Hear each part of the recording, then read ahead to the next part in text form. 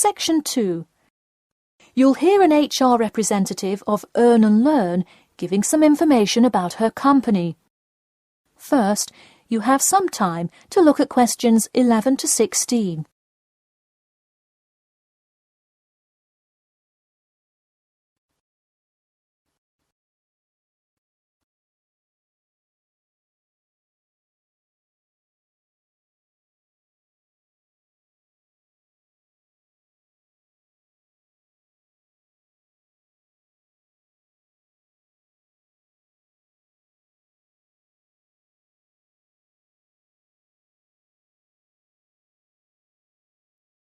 Now listen carefully and answer questions 11 to 16.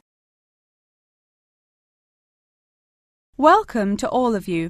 Can everybody see and hear me? Good.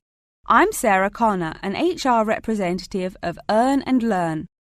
I have been asked today to talk to you about our company. So, for those of you who don't know very much about the company, let me start by giving you some basic information about it. Earn and Learn started nearly 20 years ago.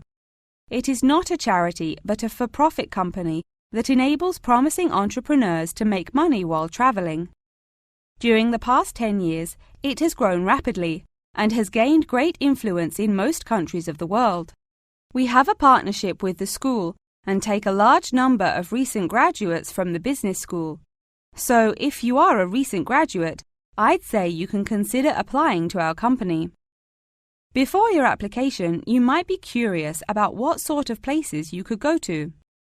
There are 4 main locations, but you also have the freedom to submit a different location, and if they can make the necessary arrangements, you can go.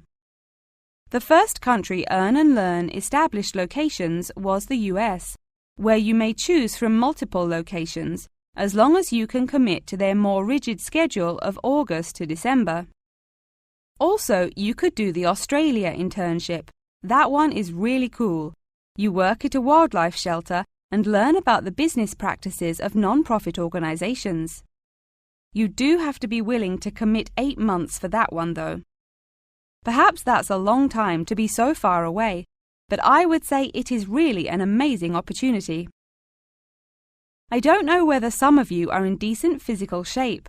If so, the South Africa internship is another exciting one. You learn a lot about sustainable farming, but you would be doing some of the manual labor involved in maintaining a farm. Indeed, it's hard work, but I think you would definitely be able to do it. It may be wise to wait until after their summer is over, so it's not so terribly hot. In addition, there is a most recently established location in India. This one gives you more of a study abroad feel, given that they arrange a host family for you to stay with. In the other locations, you live in an apartment with other interns, so this is definitely a unique experience. Before you hear the rest of the talk, you have some time to look at questions 17 to 20.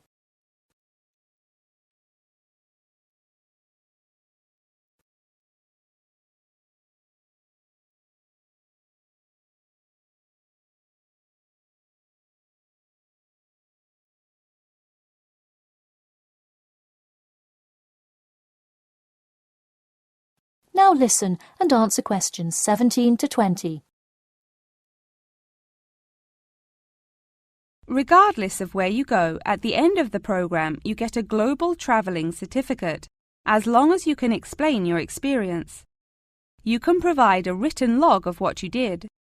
I recommend writing journal or blog entries about what you do every day, or a weekly summary of each day. Of course, you don't have to write up a formal report or anything like that, and you need to apply for it once you have returned. Some students may want to know whether this is a paid internship. Actually, you have to pay for the flight there yourself. But you have the opportunity to create your own small business, which could earn you money if it's successful.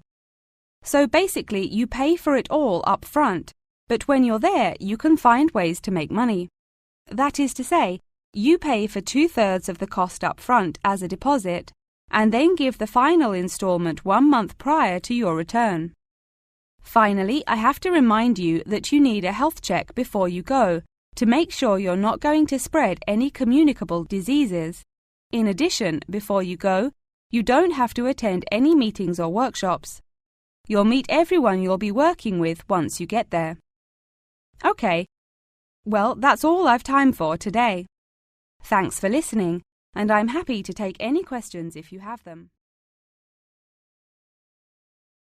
That is the end of Section 2.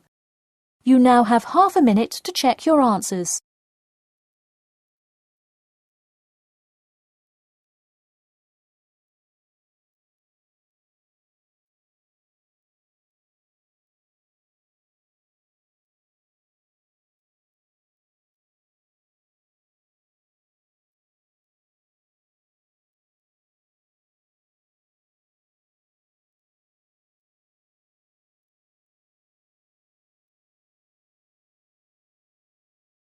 Now turn to Section 3.